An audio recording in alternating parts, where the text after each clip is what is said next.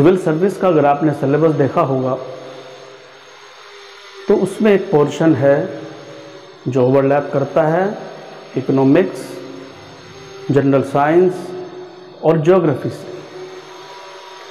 इसमें पर्टिकुलरली कुछ ऐसे टॉपिक हैं जैसे environment, ecosystem, biodiversity, green house effect, ozone, pollution, climate change and global warming. तो इसको जानने के लिए आइए सबसे पहले हम स्टार्ट करते हैं इकोनॉमिक्स का वो पोर्शन जो आजकल सबसे ज़्यादा पॉपुलर है, सबसे ज़्यादा चर्चा में है।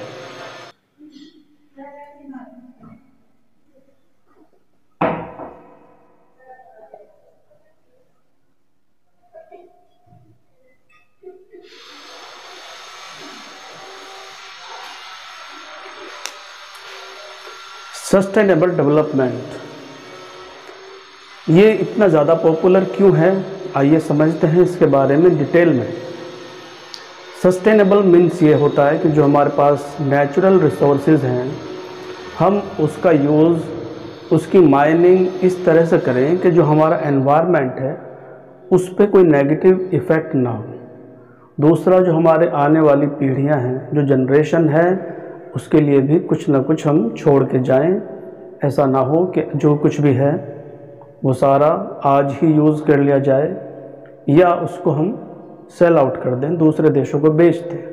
आप जानते हैं कि नेगेटिव चीज़ों का इफ़ेक्ट भी नेगेटिव ही होगा।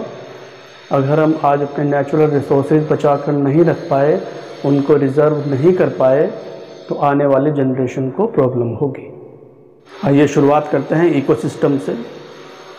इकोसिस्टम का कॉन्सेप्ट 1935 में A.G. टॉन्सले ने दिया और उनके अकॉर्डिंग इकोसिस्टम मिलकर बनता है, इकोसिस्टम मिलकर बना होता है बायोटिक एंड अबायोटिक। इसके साथ इसमें शामिल होता है सन, जो है सोर्स ऑफ एनर्जी। ये सब चीज़ें मिलकर हमारा इकोसिस्टम बनाते हैं। हमारा बायोस्फीयर 3 एलिमेंट से मिलकर बनता है। पहला है lithosphere, second is hydrosphere and third is atmosphere. Lithosphere में शामिल होते हैं वो एलिमेंट्स जो इंक्लूड करते हैं लैंड को, माउंटेन्स को, इस तरह की चीज़ों को। दूसरा है हाइड्रोस्फीयर। हाइड्रो मीन्स होता है वाटर, तो जितनी भी वाटर बॉडीज़ हैं वो सब इसमें इंक्लूड होंगी। थर्ड है एटमॉस्फेयर। एटमॉस्फेयर में आएंगी वही सब 7 लेयर्स जिससे हमारा मिलकर एटमॉस्फेयर बनता है। Air is a homogenous mixture. ये मिलकर बनी होती है nitrogen, oxygen, carbon dioxide, argon, dust particles and water vapours. इसमें नाइट्रोजन होती है 78%, ऑक्सीजन 21%, कार्बन डाइऑक्साइड 0.033%,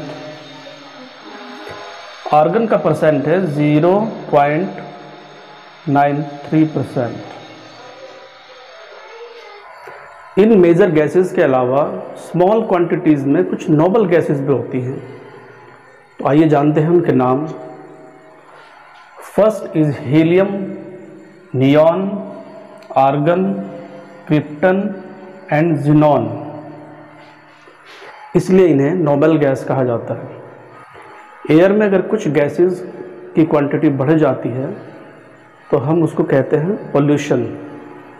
और एयर पोल्यूशन के कुछ पोल्यूटेंट्स हैं, आइए उनको जानते हैं। First is carbon monoxide, second is carbon dioxide, sulphur dioxide, nitrogen dioxide, methane and smoke. Hydrosphere में हम पढ़ते हैं मेनली वाटर बॉडीज़ जो भी पूरे अर्थ पे वाटर बॉडीज़ हैं वो सब हाइड्रोस्फीयर में इंक्लूड होती हैं। 5 ओशंस हैं।